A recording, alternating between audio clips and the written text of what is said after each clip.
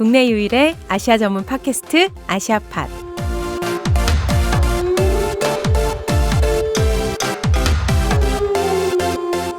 안녕하세요. 참여연대 국제연대위원회 신미지 간사입니다. 김영종 선생님, 너무 오랜만에 나오셨잖아요. 네, 그렇습니다. 그동안 잘 지내셨나요? 네, 그 미안한 마음도 있었지만 또 제가 안 나오니까 더 재밌어지는 것 같아서. 아니요, 하나도 안 그랬어요. 아, 그런가요? 거짓말이 많이 늦었네요. 네, 너무너무 오랜만에 우리 김영종 선생님도 나오셨는데요. 오늘 아시아팟 더 재미있어질 것 같습니다. 그죠, 선생님? 네, 그 게스트 분이 훌륭하셔서 재밌을 것 같습니다. 두둥 누가 나오셨나? 네, 아시아 나라들의 역사, 정치, 사회 등을 조금 더 들여다보는 아시아 TMI. 이번에는 필리핀이라는 나라입니다. 아시아팟을 처음부터 들으신 분들은 아실 텐데요. 아시아팟 첫 회에서 다른 나라가 바로 필리핀이었습니다. 네, 그렇죠. 김영준 선생님 기억하세요? 기억합니다. 당시 이제 정보모세에 모셔가지고 네.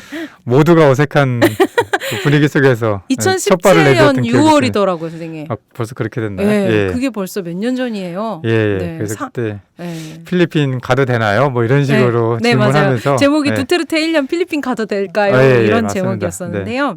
사진 보니까 선생님 되게 미안합니다. 그때는 제가 진행하지는 않았었는데요. 그 민주주의 위기에 처한 필리핀 상황을 좀 약간 주목해서 하셨더라고요. 그래서 얼마나 떨리셨을까 약간 그런 생각이 들긴 했는데 하지만 아시아 TMI에서는 한 번도 다뤄본 적은 없습니다. 그렇죠. 필리핀에 대해서. 네. 그래서 이제 오늘 좀 해보려고 하는데요. 아시아파 첫 회 때도 명성이 자자하셨던 그 두테르테 대통령께서는 아직도 명성이 자자하시지만 그의 임기가 이제 얼마 남지 않은 걸로 알고 있습니다. 그렇죠. 네. 내년에 대통령 선거도 잡혀 있고요. 그래서 필리핀이 어떤 나라고 지금은 또 어떤 상황에 처해 있는지 좀 알아보려고 합니다. 서강대학교 동아연구소 양창원 연구원님을 모셨습니다. 양창원 선생님 안녕하세요. 네, 안녕하세요. 안녕하십니까. 네, 안녕하십니까, 선생님. 네, 아시아파 청취자들께 인사와 소개 부탁드릴게요.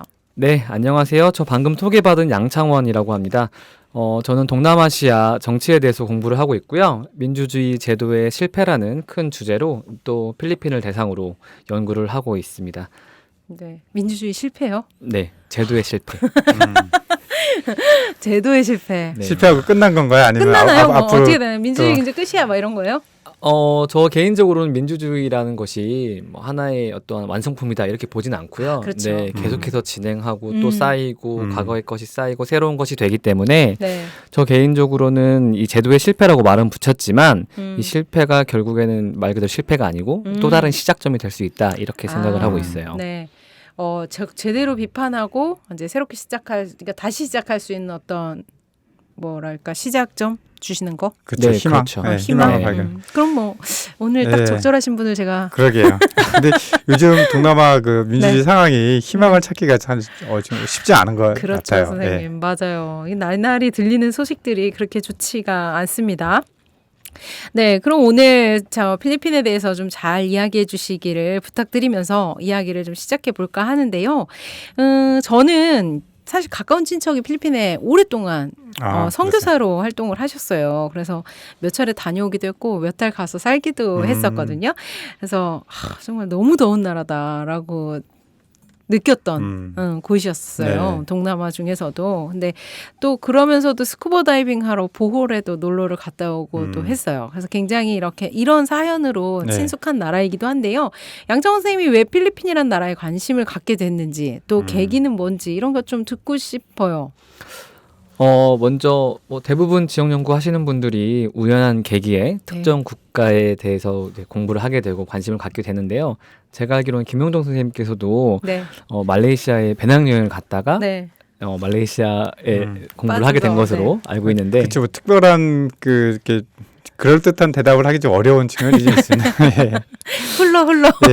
어쩌다 보니. 근데 사실 저도 마찬가지인 것 같아요. 제가 학부 때 교환학생으로 필리핀에서 한 학기를 보냈었는데요. 근데 그때 관심을 갖게 되었고 또 그 이후에 또 인턴십을 통해서 한 학기 동안 필리핀에 살게 됐어요. 그래서 결국에 한 1년 정도 살았었는데 그렇게 살면서 이제 필리핀 친구들하고 이제 이런저런 얘기도 하고 정치 얘기도 하고 문화 얘기도 하면서 자연스럽게 관심이 생긴 것 같아요. 그리고 그곳에도 또 제 짝꿍도 만났고. 아, 그래서, 그러셨어요. 네. 굳이 TMI로 짝꿍까지 얘기하셨는데. 코너명이 TMI이기 때문에 네, 그렇군요. 네, 코너에 많은 충실합니다. TMI 부탁드립니다. 네. 아니, 전 선생님이 그런 얘기 듣기 전이고 저는 선생님이 하와이 주립대학교 정치학과 박사과정 이런 또 있잖아요. 선생님 네. 경력이. 그래서 섬을 좋아하시나? 음, 했었어요. 근데 그건 아닌 거죠?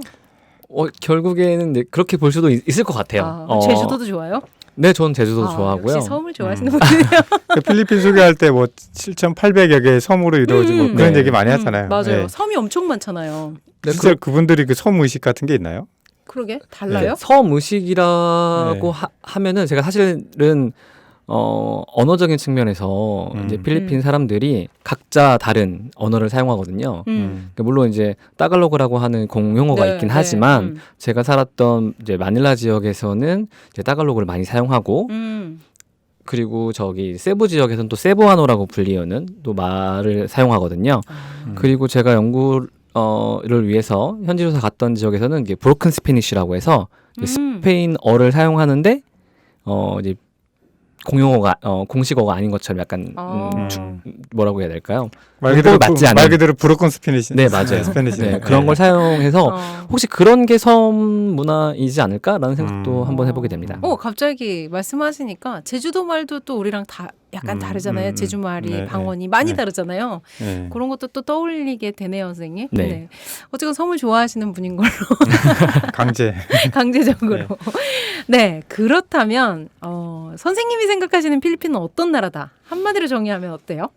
사실 이제 필리핀이라는 나라가 워낙 크고 다양하기 때문에 어떻게 한마디로 정의하기가 쉽지는 않은데요. 네. 저는 개인적으로 스마일 앤 다이나믹이라고 이렇게 설명을 하고 싶어요. 스마일 앤 다이나믹? 네. 원래 스마일은 타일랜드 아닌가요? 미소의 나라. 네, 그렇긴 한데 사실 필리핀 사람도 참 웃음이 많아요. 그래서 맞습니다. 네, 언제 어디서나 만나면 이제 고개를 네, 네, 까딱거리면서 네. 눈인사도 하고 웃으면서 음. 사실 이렇게 모르는 사람한테 전혀 웃지 않고 이제 그런 것이 모르는 사람하고 이야기하는 것이 익숙하지 않은 한국 문화에서는 좀 이상하게 느껴지기도 하는데요. 근데 그만큼 따뜻함도 있고 정도 있고 해서 저는 그런 필리핀을 스마일이라고 정의를 한번 내리고 싶었고요. 네. 또 다른 하나는 이게 잠재력을 가진 이 역동적인 국가다라는 이미지를 꼭 말씀드리고 싶었어요. 근데 필리핀이 뭐 7천여 개가 넘는 섬으로 이루어져 있어서 정말 다양한 문화가 존재하는데요. 그것들이 한데 어우러져서 뭔가 시너지를 내는 힘이 있는 나라다 이렇게 설명을 하고 싶어요. 그래서 현재 뭐 아세안에서 경제적으로나 문화적으로 가장 변화가 뚜렷할 국가라고 말씀드리고 싶어요. 뚜렷할 국가. 네. 네, 아직까지는 네, 뚜렷하진 아직까지는. 않지만 네. 양창원 선생님이 생각하시는 필리핀은 스마일 앤 다이나믹이다. 다이나믹하면 또 한국인데 그렇죠. 근데 이제 한국의 다이나믹하면 뭔가 좀 빡신 느낌, 네, 이제 너무- 고생하는 느낌. 너무 열심히 사는 느낌. 필리핀 조금 다른 의미로 너무 설명을 다른 해주신 것 느낌인 것 같아요. 같아요. 첫 다양한 예, 문화. 예, 예. 네.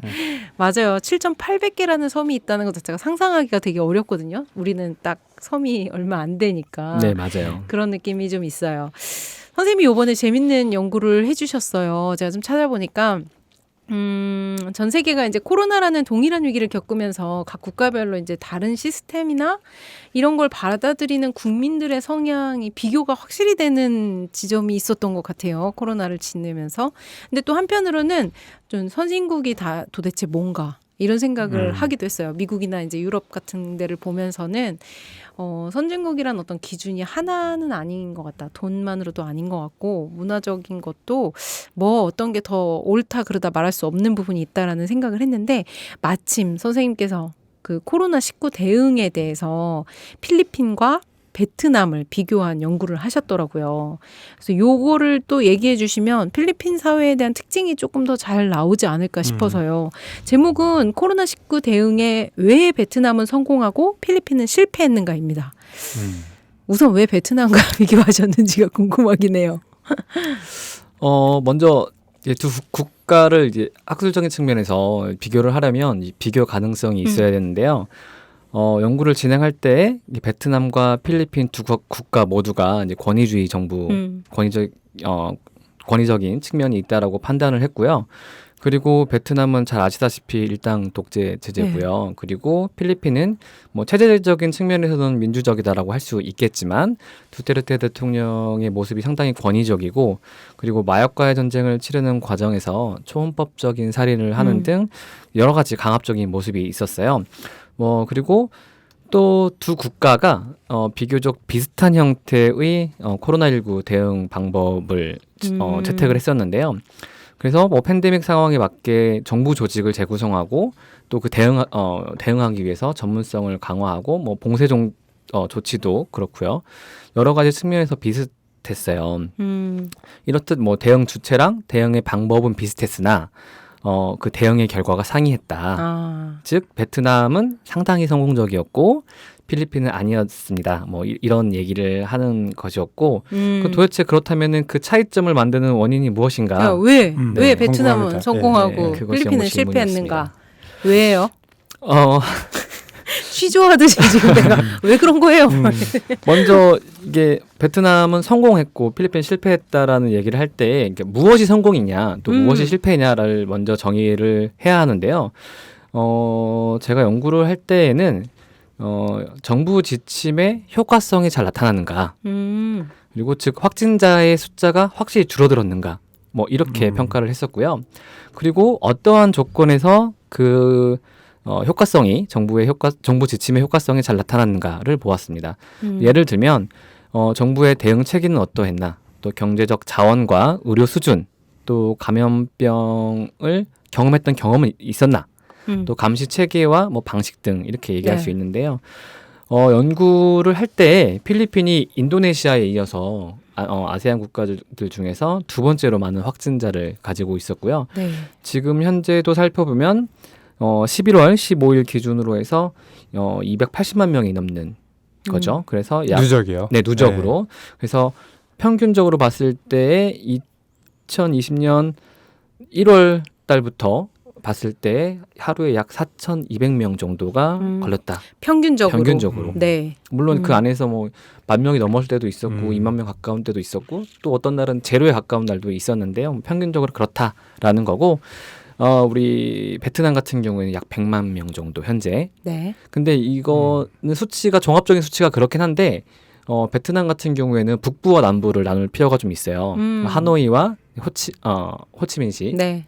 나눠서 볼 필요가 있는데 그 베트남 같은 경우에는 북부 지방인 하노이는 네. 상당히 잘 되었다라고 볼 수 있고요. 또 남쪽 지방인 호치민시에서는 상당히 잘 안 되었다라고 또 그 안에서도 볼 수가 있어요. 그것도 신기하네요. 그건 왜 그렇죠? 그 베트남 내부에서 갑자기 그 베트남으로 짧게 얘기해 주세요. 네, 사실 제가 베트남 전문가가 아니어서 저랑 같이 연구했던 당국대 백용균 교수님 의견에 따르자면 네. 정부의 지침을 시민들이 내재화하는 과정이 북부와 남부의 차이가 있다, 문화적 차이가 있다라고 베트남에서도. 말씀하시더라고요. 네. 베트남 북부 하면은 뭔가 좀 더 정적이고 네. 뭔가 이렇게 관이 주도하는 그런 느낌인데 이제 호치민시티 같은 경우는 좀 더 개방적이고 자유로울 사람들이 것 자유로울 것 같고 뭐 네. 그런 차이를 좀 학술적으로 표현하자면 그렇게 되는 것이 아닌가 하는 생각도 저는 잘 모릅니다. 네, 네, 모르지만 네. 네. 그런 영향이었던 거예요. 네, 그렇게 비슷한가요? 보는 거죠. 어허. 그래서 약간 정부 지침에 대해서 잘 따르는 거죠.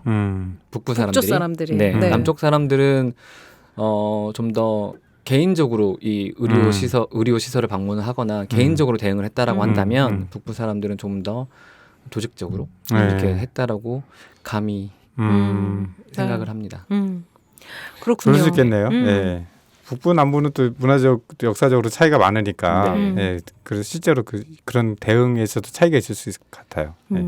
그렇다면 이제 필리핀이 그렇게 실패하게 된 이유는 딱 뭐라고 보세요?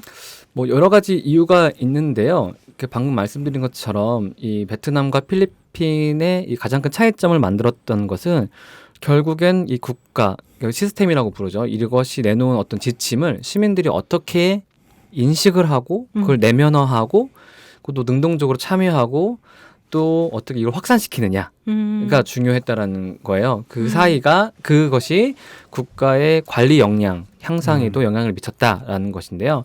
예를 들면 베트남 같은 경우에는 그 바이러스를 이 적이라고 규정하면서 어떤 전쟁이라고 표현을 하는 거죠. 그래서 국민들이 단합을 할 수 있는 메시지를 끊임없이 전달을 하고 바이러스를 공동의적으로 딱 만들어가지고 그렇죠. 때려 부수자. 아마 이게 과거에 베트남 전쟁을 겪었던 그 문화적인 것에서 기인하지 않았나라고 생각을 하고요. 또 시민들은 이 과거의 감염병에 대한 경험과 전쟁으로 인식하고 이거를 의식화 또는 내면화하는 데 성공을 하게 되는 거죠. 그리고 이 내면화를 통해서 시민들이 국가 이 시스템의 지침을 적극적으로 따르면서 국가의 관리가 상당히 성공적이었다. 이렇게 보는 것입니다. 근데 반면에 이제 필리핀 같은 경우에는 방역 체계는 상당히 빠르고 잘 갖추었어요. 네. 실제로 어떠한 뭐라고 표현을 해야 될까요? 보건 당국을 잘 만들었을 때에 보건 당국이 어떤 지침을 만들고 시스템을 변경하는 데서 굉장히 빨랐다는 거죠. 근데 이것을 결정하는 그 리더의 결정이 조금 늦었어요. 네. 리더 스테르테의 결정이 조금 늦었고 또 대통령이 메시지를 낼 때에 이 국민들이 수용하고 공감하고자 하는 이 내면화 과정으로 이어지지 않았던 거예요. 왜요? 적으로 상정하진 않았나요? 네, 그렇죠. 이제 베트남과 비교했을 때에 공동의 적이 사실은 필리핀에는 없다라고 볼 수 있는 거죠. 베트남과 비교했을 때에. 그리고 무엇보다도 이 국가가 어떤 정책을 내놓았을 때 시민들 간의 상호 소통이 없는 상태에서 이게 마닐라 지역 봉쇄라는 강압적인 정책을 내리게 됨으로써 빈곤층의 이 과밀도가 있었던 그 루존 지역 그리고 공중보건의 부재 이런 것들을 전혀 고려하지 않은 그러니까 다시 말하면 사회적 맥락을 고려하지 않은 정책들로 인해서 시민들의 참여가 자연스럽게 부족할 수밖에 없었다라는 것입니다. 그래서 결국에는 아무리 좋은 정책도 사회적 맥락을 고려하지 않고 또 시민들과의 상호 소통이 부족하다면 의도하지 않은 결과를 낳을 수도 있다라는 것을 이 연구를 통해서 보여주고 싶었습니다. 결국에는 그런 게 부족한 게 필리핀의 약간 지금의 특징이라고 할 수 있겠네요. 지금 보면 이제 전반적으로 동남아 국가에서는 정부의 그 개입 정도 그리고 이제 통제 정도가 굉장히 거의 모든 국가들이 강도 높은 통제를 했거든요. 네. 그럼에도 결과가 다르게 나타난 이유를 중에 하나의 실마리를 네. 제공할 수 있는 말씀을 하신 것 같아요. 네. 그러니까 베트남 같은 경우는 아까 내면화를 말씀을 하셨는데 사실은 그 이것이 얼마나 심각한지에 대한 인식 이런 것들이 있다면 필리핀 같은 경우는 뭐 응하지 않으면 발포해야 된다 뭐 그런 얘기를 했잖아요. 네, 그러니까 사실 겁을 준 거죠. 이것이 지키지 않았을 때 어떤 처벌을 받게 된다고 겁을 준 거지. 네. 이 사태에 대한 사실은 사람들이 그 사태를 사태로서의 심각성을 받아들이는 그런 과정이 베트남과 비교했을 때 부족했던 것이 아닌가. 이제 그거는 그 이해한 게 맞죠. 네, 맞아요. 영국에서도 얘기를 했었지만 이제 두테르테 대통령 같은 경우에는 나의 지침을 따르라. 그렇지 않을 시에는 국가 공권력을 이용해서 너희들 통제하겠다. 뭐 발포 얘기도 사실 나왔는데 이제 굳이 얘기하지 않았던 건데 사실 뭐 그런 것들이 시민들이 받아들이기에는 네. 어떤 합리성에 대해서 좀 떨어진 부분이었던 거죠. 리더의 메시지가 좀 그렇습니다. 많이 네. 부족했던 거가 있는 거고 또 하나 지적하신 거는 약간 기반 시설이나 이제 보건 시설이라고 해야 되나 병원 이런 게 좀 부족한 지역도 또 동일하게 문제를 처리했던 건가요? 아니면 그러니까 빈민가 같은 그 네. 과밀 지역에서의 네. 그런 그러니까 발생. 이런 네. 거죠. 이제 과밀 지역, 그 루존 지역이라는 곳이 이게 경제적으로 네. 어려운 분들이 많이 사시고 또 가족 단위의 거주를 많이 하는데 네. 거기를 봉쇄하고 움직이지 마라. 라고 하면 그분들은 이제 일용직으로 삶을 살아가시는 분들인데 돈을 벌 수가 없죠. 그렇죠. 네. 그리고 혹시라도 가족 중에 한 명이 걸렸을 때에 이 확산이 굉장히 빠르다는 거예요. 근데 이 가족에서만 멈추면 다행인데 방금 말씀드린 것처럼 과밀도가 심하기 맞아요. 때문에 이 옆집도 그 옆집으로 옮겨가는 게 굉장히 심하다는 거죠. 그리고 나서 또 이런 문제를 뭐 차치하고 나서라도 이 군인들이 경찰들이 이제 구역을 정해서 이렇게 지키긴 하는데 저녁에 이제 그분도 쉴 거 아니에요. 그럼 그 저녁에 돌아다니는 거예요. 이 사람들이 먹을 걸 찾아서 일거리를 찾아서. 어쩔 수 없죠. 그러니까 시스템이 촘촘하지 못하게 일방적으로 움직이지 마라라고 얘기는 했지만 실제로 그게 작동하지 않았던 거죠. 근데 이에 반해서 베트남 같은 경우에는 이제 서로가 서로를 감시하는 체제가 되는 거예요. 사실 뭐 영국과 너무 푸코 얘기가 나오기도 하는데, 그러니까 서로가 서로를 감시하기 때문에 어떠한 어플을 통해서 누군가가 어겼다라고 했을 때 서로가 서로 감시하고 신고할 수 있는 체제가 된 거예요. 우리나라랑 좀 비슷한 것 같은 느낌이. 그걸 이제 성숙한 얘기를 시민의식이라고 봐야 들으니까, 되나요? 아니면은 아 이거 감시 그 체제라고 파괴된 해야 공동체 되나? 의식이라고 봐야 되나요? 근데 이게 부정적인 의미로 해석되진 않았던 것 같아요. 연구에서는. 왜냐하면 오히려 공동체를 위해서. 네, 네. 그렇죠. 네. 나의 어떠한 잘못된 행동이 우리 주변에 또 우리 가족들에게 피해를 줄 수 있다라는 어떤 긍정적인 측면에서 반응을 한 것이기 때문에. 네. 그리고 뭔가 봉쇄 정책도 굉장히 베트남 같은 경우에는 이 도로를 다 막는, 그러니까 마을의 입구를 다 막는, 그래서 움직일 수 없는. 근데 그러면은 이제 먹고 살아야 되는 이 시민들은 어떻게 하느냐? 뭐 국가에서 이제 나와서 밥을 준다거나 이런 게 있었던 거죠. 근데 필리핀 같은 경우에는 없었던 건 아닌데 굉장히 많이 부족했다는 거죠. 제가 뉴스를 통해서 봤을 때는 시민단체가 나와서 이제 식사를 준비를 했지만 뭐 3분의 1도 안 되는 수준 정도밖에 안 되는 거죠. 그래서 그런 자원적인 부분에서도 좀 차이가 있었지 않았나. 필리핀 분들도 사실 공동체 의식은 다 있을 인정이 것 굉장히 같은데 많죠. 기본적으로 지금 네. 얘기했던 물적 토대를 네, 그런 거 효율적으로 같아요. 어떻게 구축하느냐 그게 또 중요한 요인이 아니었을까 생각이 네. 드는데. 베트남에서는 군인들이 슈퍼도 다 받아줬다고 그런 얘기를 들었거든요. 네. 장을요? 네, 집에서 못 나가게 한 다음에 어, 그렇다고 하더라고요. 맞죠? 네. 글쎄 제가 베트남 전문가가 아니어서 다 이렇게 얘기하기가 좀 그렇긴 한데 네. 뭐 그런 얘기를 사실 듣긴 했죠. 저도 들었어요. 네. 그래가지고 집에 있어서 아무튼 그렇게 동원을 해서 집에 있는 사람들한테 이제 갖다 주고 막 그랬다고 그러게요. 들었어요. 네.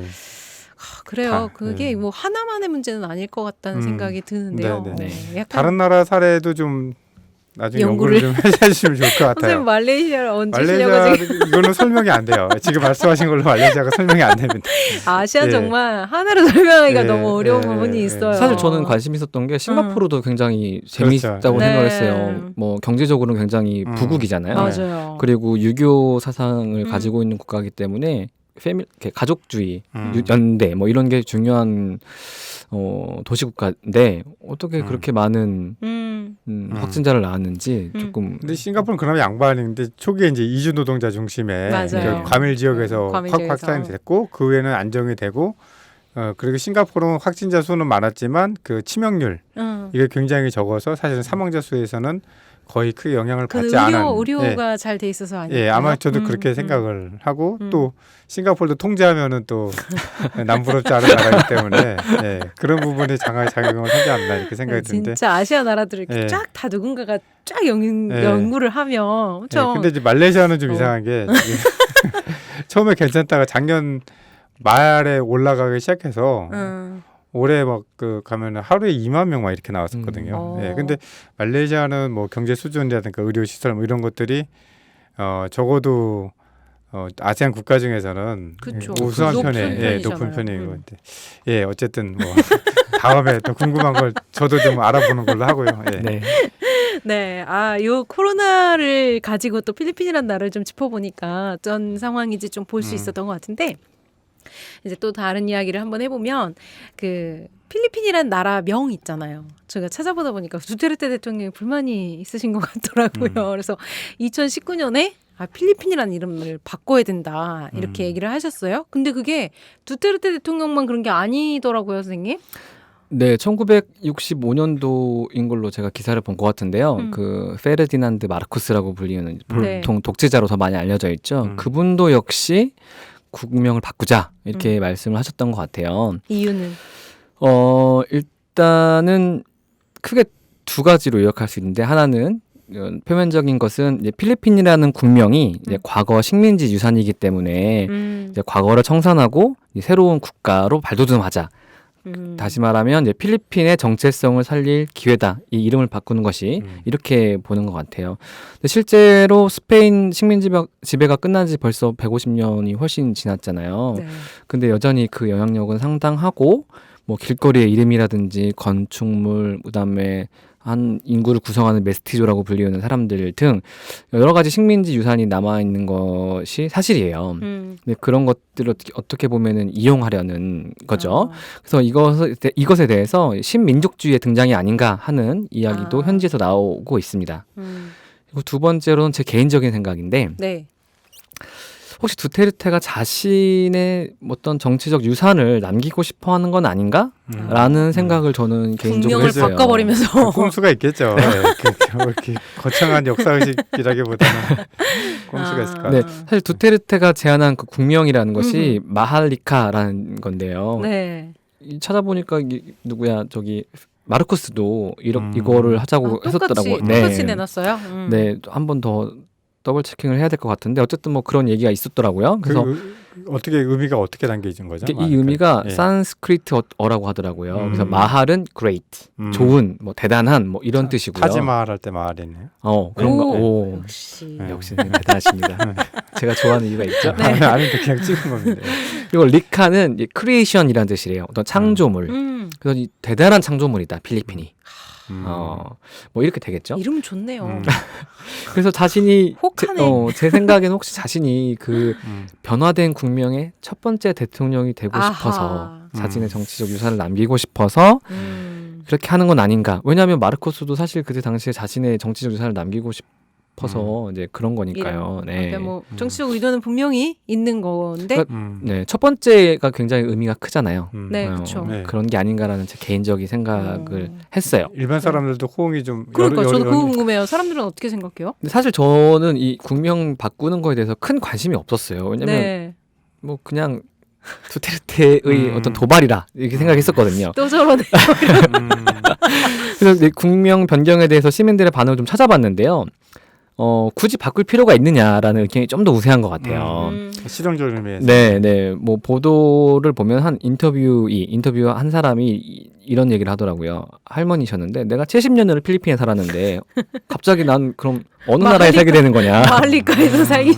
이거 굉장히 우스꽝스러운 일이다. 이렇게 반응이 있었고 또 필리핀이라는 이름 자체가 우리 필리핀 역사의 한 조각이다. 그것을 굳이 바꿀 필요가 있냐 뭐 이런 얘기도 있었습니다. 그리고 역사적으로 봤을 때에도 어떤 역사학자가 얘기하기로는 이 필리핀이 스페인 침략 이전에 하나의 국가로 묶여질 근거가 전혀 없다. 그러니까 7천여 아까 말했던 것처럼 너무나 많은 사람 살고 있었던 거. 각자 실제로 하나의 뭐라고 해요? 제국이 없었잖아요. 이제 그런 거를 지적하는 역사학자도 있었습니다.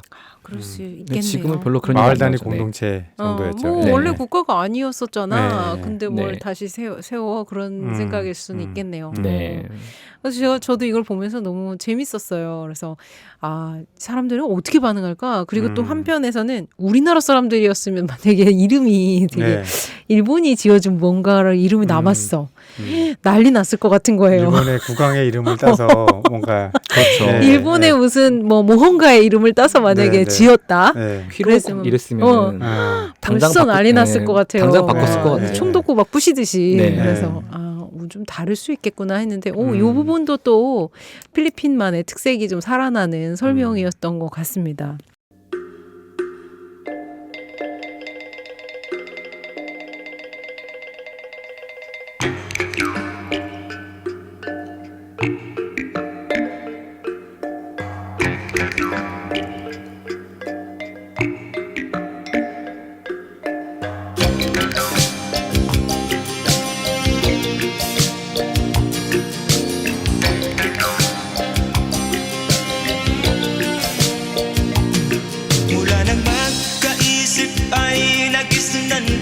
ang problema hanggang sa kasalukuyan akin pang nakikita tuloy pa rin ang digmaan kalagtaang kaguluhan sa Mindanao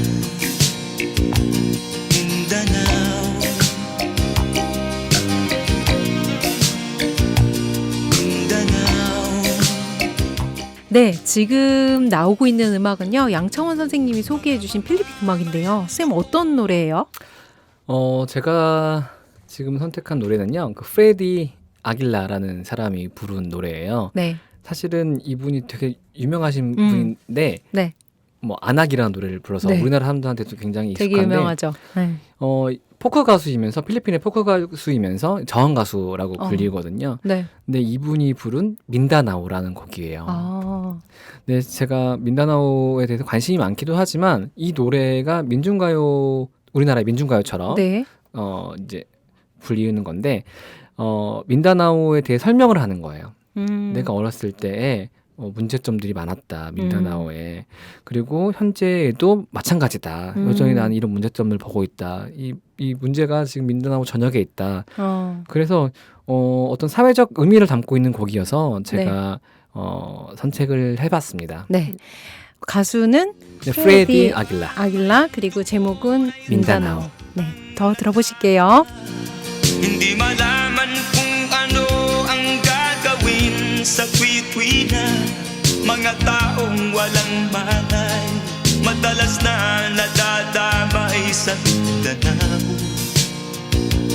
Mindanao Mindanao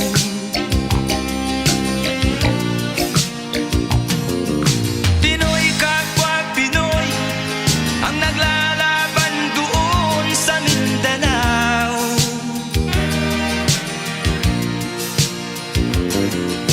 Marami ng dugo ang dumalak sa lupa ng Mindanao Mindanao Mindanao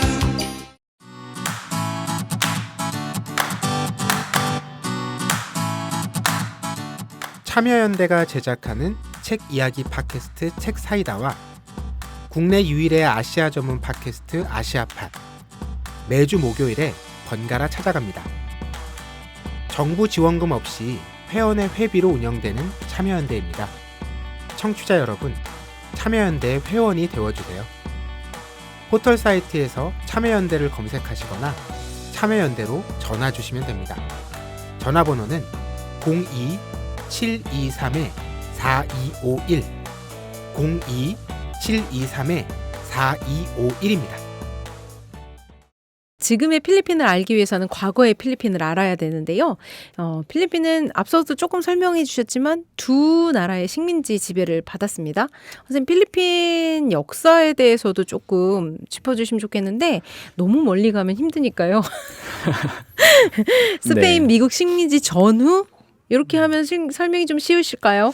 일단 뭐 한번 해볼게요. 선생님. 네. 근데 등장인물은 취소하시고 등장인물 없애볼게요. 한번 다 없애죠 뭐. 아니, 그래도 필리핀 분들은 뭐 이름은 조금 낯설진 않아요. 네, 낯설진 않으실 거예요. 제가 말씀드린 중동분들이 사람분들이. 조금 힘들지. 근데 먼저 정확히 말씀을 드리면 세 국가의 네 번의 식민 지배라고 바꿔야 될 것 같아요. 선생님, 두 국가가 아니라? 네, 지금 선생님께서 말씀하셨던 거는 스페인과 미국이잖아요. 예. 근데 그 사이 이후에 일본이 있죠. 아, 맞다. 네, 일본이 있고 그 이후에 다시 미국이 들어와서 네, 그래서 세 국가의 네 번의 식민 지배라고 얘기할 수가 있겠죠. 네. 좋아요, 선생님. 네. 그래서 필리핀이 약 300여 년이 넘는 기간 스페인, 미국, 뭐 일본의 통치를 받으면서 오랜 식민지 생활을 한 나라인데요. 근데 중요한 거는 스페인이 약 300년이 넘는 동안 이제 엄청 길더라고요. 식민지 지배를 했지만 민다나오, 남부섬이죠. 우리가 흔히 네. 분쟁 지역이라고 알고 있는 민다나오는 여행 자제 또는 금지구역 이제 블랙이죠. 검정색으로 표시되어 있어요. 근데 거기는 역사상 단 한 차례도 스페인의 완전 지배를 받은 적이 없어요. 그 동네는 또 네. 대단한 동네네요. 그래서 처음 필리핀을 알린 사람은 다 아시겠지만 이제 포르투갈의 항해가 마젤란입니다. 네, 그 유명한 마젤란이죠. 네, 맞아요, 형님. 그리고 이 마젤란을 제가 곧 죽일 텐데요. 스페인 왕실의 후원을 받아서 이제 세계 일주를 떠났던 그 마젤란이 이제 필리핀의 사마르 섬으로 시작해서 이제 수차례의 원정을 가는 끝에 이제 필리핀을 1571년도에 완전히 정복을 하는데요. 네. 그 이후에 이제 자기에게 자금을 대주었던 스페인 국왕의 이름을 따서 펠리페 2세의 이름을 따서 국명을 필리핀으로 명칭하고 이제 마닐라에 총독을 두면서 약 327년간의 지배를 하게 됩니다. 이제 마젤란의 죽음에 대해서 잠깐 살펴볼 필요가 있는데요. 네. 이제 마젤란의 죽음은 이제 필리핀 세부의 이제 막탄 섬에서 맞이하게 되는데요. 많이 들어보셨을 것 같아요. 바로 라프라프 주장, 라프라프 시, 네. 뭐 이런 건데요. 사실은 이 세부의 라프라프라고 불리우는 추장이 마젤란과의 전투에서 이제 그 전투에서 이제 승리를 하면서 살해라고 표현을 해야 될까요? 이제 죽이게 되는 거죠. 네. 네, 마젤란이. 살해를 한 거죠. 네. 그래서 이 라프라프는 세부에서 이제 마젤란이 도착하기 전부터 막탄 지역을 통치하던 이제 추장인데요. 네. 그래서 마젤란이 이제 필리핀을 발견하고 세부에 상륙했을 때 그 처음에는 세부 섬을 관리하던 추장과 뭐 여러 종족들과 함께 우호 관계를 맺었다고 해요. 근데 라프라프가 이 막탄 섬에 등장한 스페인군과 이제 크게 싸움에 되면서 네. 왜냐하면 이제 보다 더 강압적이고 이런 모습에 대해서 저항을 하게 되는 거죠. 그래서 죽음에 이르게 됩니다. 그래서 마젤란의 죽음으로 인해서 스페인의 이제 필리핀 점령이 레가스피라고 불리우는 그 사람이 오기 전까지 1564년 필리핀을 되찾기 전까지 약 43년 동안 지연을 시켰다고 볼 수 있는 거죠. 네. 40여 년 동안. 그래서 민족의 자존심을 지킨 영웅이다. 뭐 이렇게. 라프라프님. 네, 라프라프 네. 추장이요. 네, 그렇게 해서 영웅으로 추앙을 받고 있지요. 지금도. 네, 재밌는 것은 이제 막탄에 가면 이게 재밌는 얘기인데, 상이 있죠. 네, 라프라프 네, 상이 있죠. 네, 네. 추장 상이 있는데, 나 왜 못 봤지? 나 세부 갔었는데. 근데 거기에 가면 마젤란 기념비를 보면 네. 총 3개가 존재를 하거든요. 기념비가 3개예요? 네, 그래서 라프라프 가 서여 있는 이제 그 상이 있고요. 네. 그리고 이제 비석이 2가지가 있는데 하나는 스페인이 만들었고 하나는 미국이 만들었고 하나는 필리핀이 만들었어요. 그래서 똑같은 얘기예요. 마젤란이 죽었고 라프라프가 승리했다. 이 얘기를 각자의 입장에서 서술해 놓은 게 있어요. 재밌겠네요. 그것도. 그래서 예를 들면 이런 거죠. 스페인 입장에서는 마젤란이 필리핀에 들어와서 해방시키고 뭐 이런 얘기가 나와 있고요. 이 라프라프 같은 경우에는 우리 민족적 영웅으로서 마젤란을 퇴치하고 뭐 이런 얘기가 나와 있는 거죠. 네. 근데 그에 반해서 이제 미국이 만들어 놓은 거는 좀 중립적인 입장에서 실제로 마젤란이 죽었고 누가 승리했고 뭐 이런 얘기만 이렇게 있는 거죠. 역사 교과서 3버전 보고 맞아요. 네. 네, 그리고 이제 1860년대에 훨씬 뛰어서 이제 내란이 발생하고 이제 스페인을 향한 저항 운동이 발생을 하는데요. 그래서 뭐 필리핀 민족 동맹이 조직화되면서 사회 개혁을 시도하기도 하고 우리가 보통 까티푸난이라고 불리우는 KKK 이제 무장봉기도 일어나게 되죠. 네. 그리고 독립운동가였던 그 에밀리오 아기날도 장군 이제 장군이 미국과 스페인 전쟁에서 스페인이 패배하자 이제 필리핀이 독립을 선언하게 됩니다. 네. 그래서 사실상 아시아에서의 최초의 독립선언이라 이렇게 그래요? 얘기하기도 해요. 그 다음에 이제 미국의 식민지 시대인데요. 방금 말씀드린 것처럼 스페인과 미국이 전쟁을 하게 되는데 그 이후에 전쟁을 마무리하기 위해서 파리 조약이라는 걸 맺어요. 네, 그 가운데에서 미국이 이제 필리핀에 대한 정권을 받게 되는 것이죠. 네. 그래서 아기날도 장군이 방금 전에 말씀드렸던 것처럼 독립을 선언했음에도 불구하고 이제 지배권을 미국이 가져가게 되고 미국이 강력하게 필리핀을 지배하게 되면서 필리핀 사람들이 많이 다치기도 하고 죽기도 하고 이렇게 되는 것이죠. 네. 그래서 점점 이런 상황에서 아기날도 장군이 이제 미군에 의해서 잡히게 됨으로써 필리핀 공화국이 점점 힘을 잃고 다시 식민지 생활을 시작하게 됩니다. 네. 그리고 이제 짧게 1941년부터 45년까지 이제 세계 제2차 세계대전이 끝나기 전까지죠. 잠깐 이제 일본이 들어오게 되는데요. 일본군이 필리핀의 주요 군사 기지를 폭격하면서 이 마닐라를 점령하게 되는데요. 네. 이제 그렇게 되면서 이제 우리가 잘 알고 있는 메가더 장군이 이제 호주로 철수하게 되면서 이제 일본의 식민지 시대가 열리게 됩니다. 그런데 이제 44년도에 다시 메가더 장군이 등장하게 됨으로써 미국이 이제 승리를 하게 되면서 다시 한번 마닐라를 점령하게 되고 지배권을 다시 가져오게 되는 것이죠. 네. 그런데 이제 45년에 들어서 이제 45년은 우리도 익숙하잖아요. 네. 이제 메가더 장군이 그 오스메냐 당시 대통령에게 자치정부를 이양하게 되고요. 그리고 46년 7월 4일에 미국으로부터 완전한 독립을 하게 되는 이제 필리핀의 식민지 생활이 끝나게 됩니다. 46년에요. 네, 굉장히 긴 걸 짧게 설명드렸어요. 네. 네. 짧게 잘 설명해 주신 네. 것 같아요. 잘 모르는 입장에서 많이 들었던 호세 리자르네.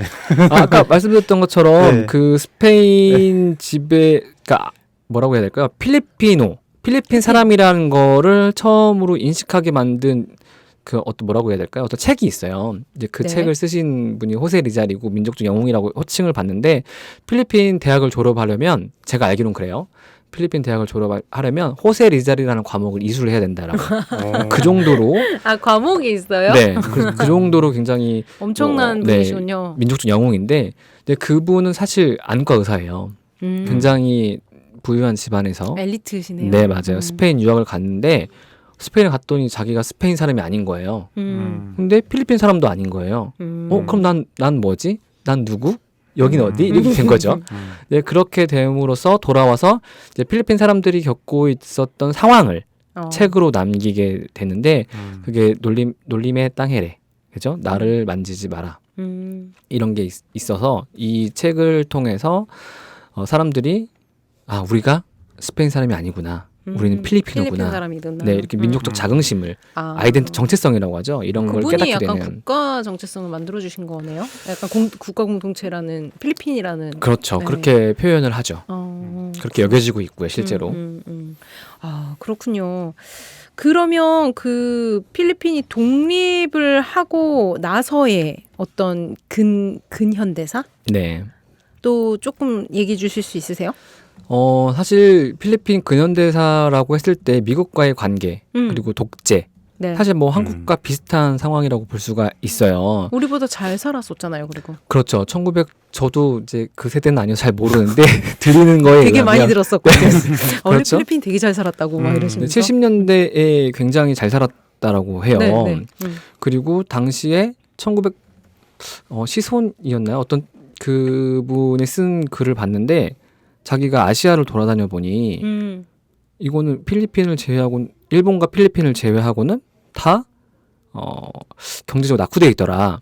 높은 한국에서 높은 건물이라고 한다면 일본이 만들어 놓고 떠난 그런 건물들밖에 없고 그리고 태국 같은 경우에는 가장 높은 건물이 왓 아룬이더라. 이렇게 사원. 네, 사원이요. 근데 필리핀은 그때 당시에 이제 벌써부터 고층 건물을 짓기 시작하고 도로를 정비하고 이제 그랬다는 거죠. 네, 그렇게 잘 살았던 국가가 현재는 아시아의 환자라고 불릴 정도로 네, 경제적 상황이 굉장히 안 좋은 상황인 거죠. 그 사이에 무슨 일이 있었던 거예요?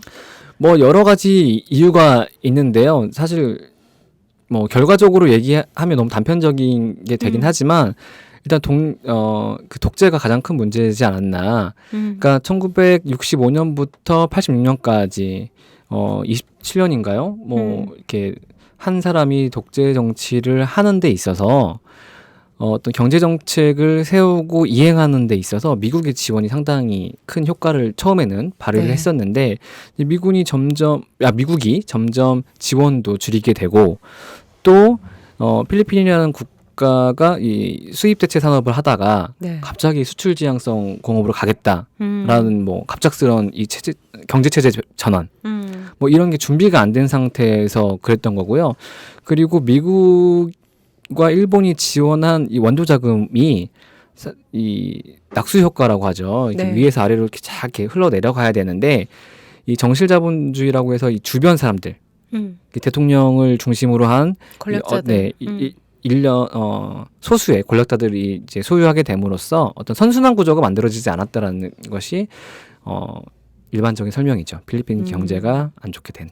근데 선생님 그 아시아 국가들은 독재 국가들이 엄청 많았잖아요. 그렇죠. 필리핀만 이렇게 되는 데는 이유가 있었을 거 아니에요.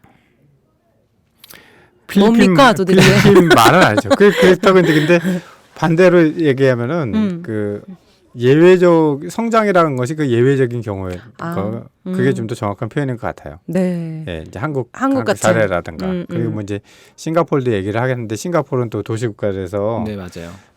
근본적 그 사이즈 문제라든가 네. 그리고 산업 구조적 측면에서 좀 굉장히 굉장히 달랐다는 측면이 있고요.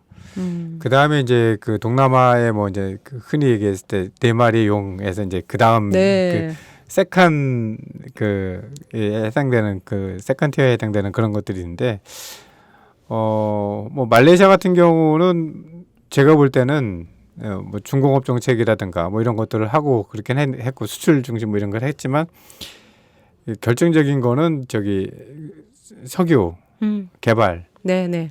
통해서 정부의 재원이 확충이 됐던 그 문제가 그런 게 원동력이 됐던 것 같고요. 그리고 또 하나의 이제 가장 그 중요한 게 이제 투자 유치였던 네. 것 같아요. 네, 투자 유치였던 것 같고 그리고 이제 결정적으로 격차가 벌어지는 것이 이제 80년대 중후반을 넘어서면서 사실 이제 우리 80년대만 초만 하더라도 한국이 동남아에 갔을 때 우리가 좀 성장한다고 하지만 그때 봤을 때도 뭐 그 사람들이 봤을 때 우리가 좀 인상적이거나 그런 상황 정도는 아니었습니다. 네. 네. 근데 80년대 중후반이 그거였는데 그때가 아마 그 해외 투자 유치에서 결정적으로 그 판이 갈리는 그런 상황이 아니었나 생각이 들고요. 특히 이제 일본 자본의 유입이라고 하는 부분들이 이제 필리핀을 패스하고 우리 쪽으로. 아니죠. 그 한국과는 좀 특수한 거고 이제 동남아 쪽으로 봤을 때는 네. 필리핀 패스하고 말레이시아, 태국 뭐 이런 쪽으로 인도네시아 이런 쪽으로 집중이 됐었죠. 필리핀을 패스한 이유가 있어요, 선생님? 아마 정치적 요인도 분명히 작용을 했을 것 같고요. 그리고 이제 86년 피플 파워 같은 경우도 네. 작용을 했을 것 같고 당시 뭐 자본이라고 하는 것이 그 흔히 얘기해서 그 노동에 대한 그 탄압 이런 것들이 용이했던 그런 국가들을 했던 것 같고요. 그러니까 뭐 많은 요인이 있겠지만 그런 것 같고 또 근본적인 문제는 아무래도 관료 이제 효율성이라든가 정책의 효율성 이런 것들이 같은 독재 안에서도 조금 좌우를 하지 않았나 이렇게 생각 들고 또 미국의 그 배후 이렇게 지원 또는 경제 관계 뭐 이런 것도 굉장히 중요하게 작용하지 않았을까 생각이 듭니다. 그렇죠. 사실 미국 얘기가 나와서 말인데 필리핀 같은 경우에는 당시에 산업 구조가 농산물, 그러니까 1차 산업에 머물러 있었어요. 그래서 이것이 미국에게만 다 보통 설탕이라든지 뭐 이런 것들이 밀 이런 게 다 미국으로 가는 다시 말하면 미국의 의존적인 경제 구조를 가지고 있었기 때문에 미국 수출 중심으로 그래서 사실 이 당시의 경제 구조를 변화시킬 수 없는 상황이었다. 필리핀 상황이 뭐 이런 거죠.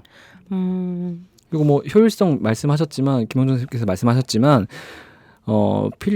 약간 우리나라의 성장이 예외라는 거에 제가 약간 동의를 하는 편인데요. 우리나라는 여러 가지 문제가 종합적으로 어우러져서 예외적으로 성공을 한 것이고 필리핀 같은 경우에는 웃어야 될지 말아야 될지 방금 말씀드린 것처럼 이 관료제가 주변 인물들에게 대통령 중심의 어떤 소수의 권력자들에게 또 지방에 있는 토호 세력들에게 집중되어 있었기 때문에 어떠한 효율성을 기대하기가 쉽진 않았다 당시에 이렇게 설명을 할 수 있을 것 같아요.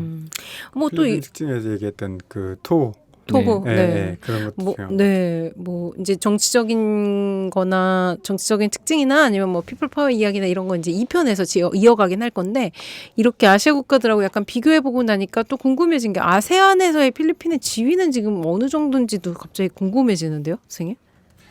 선생님 말씀해 주시죠. 이 아시아판에서의 필리핀의 뭐랄까 저는 사실 아세안은 전문가가 아니니까 김용준 계시니까 여기서 아세안은 동남아시아라는 그런 그 의미로 말씀하시는 거예요. 형님 먼저 아우 먼저 하는 저는 개인적으로 긍정적으로 평가하는 게 있어요. 그래요? 네. 뭐 제가 필리핀을 공부하고 있어서가 아니고 맞나요? 근데 필리핀이 이 아세안에서 뿐만 아니라 아시아에서 가장 먼저 이제 민주주의를 공화제를 채택했던 국가고 피플파워 같은 나중에 얘기하겠지만 피플파워 같은 경우에도 아시아 전역에 민주화에 바람을 불어넣었던 어떤 획기적인 한국 87 항쟁도 그 영향이라고 하잖아요. 그만큼 이 필리핀이 가지고 있는 정치적 상황에서 정치적 측면에서의 의미가 상당하다. 라고 생각을 하고 있어요. 물론 지금 당장은 경제적으로 조금 다른 국가들 뭐 주변 말레이시아라든지 싱가포르라든지 뭐 태국 이런 거에 비해서 조금은 뒤처져 있는 것이 사실이지만 이 필리핀이 가지고 있는 자원이 무궁무진하기 때문에 또 필리핀의 장점은 영어가 되잖아요. 맞아요. 네, 그래서 이 필리핀이 가지고 있는 잠재력이 대단하기 때문에 저는 경제적인 어떤 그 선순환 구조가 형성이 되고 필리핀이 가지고 정치 사회가 가지고 있는 그 구조가 약간만 해소가 된다면 아시아 동남아를 넘어서 아시아에서 가장 영향력 있는 국가가 되지 않을까라는 예상을 감히 해보고 있어요. 선생님이 초반에 말씀해 주셨던 것처럼 이제 곧 할 국가로서 약간의 그런 의미가 있다로 정도로 알면 될 것 같아요. 네. 아세안 얘기 약간 하셨는데 네. 아세안에서 뭔가 좀 주도적인 역할을 하는 거는 뭐 전통적으로 이제 큰 나라 그러니까 인도네시아가 이제 영향이 있다고 하지만은 뭔가 이렇게 제안이라든가 뭐 외교 뭐 이런 틀을 만들거나 이런 주도를 하는 그런 부분에서도 또 역할이 부침이 있는 것 같아요. 근데 이제 주로 아세안 공동체 얘기할 때 필리핀은 이제 사회문화 공동체 특히 뭐 이주 맞아요. 권리 이제 그런 것들에서 논의를 좀 많이 주도했던 영향이 있었고요. 그 이전보다는 이제 라모스 대통령 있잖아요. 네. 예, 그 라모스 대통령 때는 뭔가 굉장히 좀 주도적 발언, 뭔가 이런 것들에 좀 굉장히 활발했었고 또 그 부분에 대해서 또 인정이 있었던 것 같아요. 예, 네. 근데 그 뒤로는 아세안에서의 뭔가 주도적 역할과 논의를 이렇게 주도해 나가는 이제 그런 거는 잘 그게 잘 안 보였고, 보이는 것 잘 안 같아가지고. 보였고 네. 다만 이제 그 공동체 논의할 때 알려진 바에 의하면 이제 원래는 경제 공동체 얘기하다가 정치 안보 공동체 얘기 끝났을 때 이제 필리핀이 이제 사회문화 얘기를 좀 적극적으로 얘기를 해서 특히 이제 지금도 뭐 이주라든가 그런 부분 필리핀이 이제 의장국이었던 당시 2017년이었던 것 같기도 한데 네, 확실히 예, 예. 네. 네. 그때 이제 그 의미 있는 선언이라든가 합의 부분이 이제 이주 노동자에 관한 권리 뭐 이런 부분들이 이루어진 바 있습니다. 그게 이제 필리핀과 또 굉장히 맞닿아 있는 부분이기도 했어요. 직접적인 영향이 있죠. 필리핀이 되게 많이 보내는 나라죠. 그렇죠. 여성들 이주 여성들 보냈다고 표현하는 게 맞는지는 모르겠는데 어쨌든 많이 나가죠. 네. 이제 사우디아라비아 그러니까 중동 국가로 많이 그렇죠. 나가기도 하고. 국가가 보낸 거는 아니니까. 그래서 말레이시아, 그분들 동남아시아에도 네, 많이 네, 많이 그분들이 이제 외화를 벌어서 다시 본국에다가 본국에 또 보내는 주잖아요. 뭐 네. 그런 것이 상당히 이 필리핀 좋지 않죠. GDP에 예, 예. 큰 영향을 미치고 네, 있죠. 저도 네. 들었어요. 경제에 굉장히 10% 큰 막 프로라고. 그런 얘기를 들었던 것 같아요. 수치는 정확히 해마다 바뀌니까 네. 상당 부분 차지한다라고 얘기할 수 있고 실제로 그것을 관리하는 중앙 관리청도 있으니까요. 그렇구나. 네. 네. 필리핀 역사부터 시작해서 이제 여러 가지 이야기를 듣다 보니까 이제 벌써 시간이 이렇게 흘렀는데요.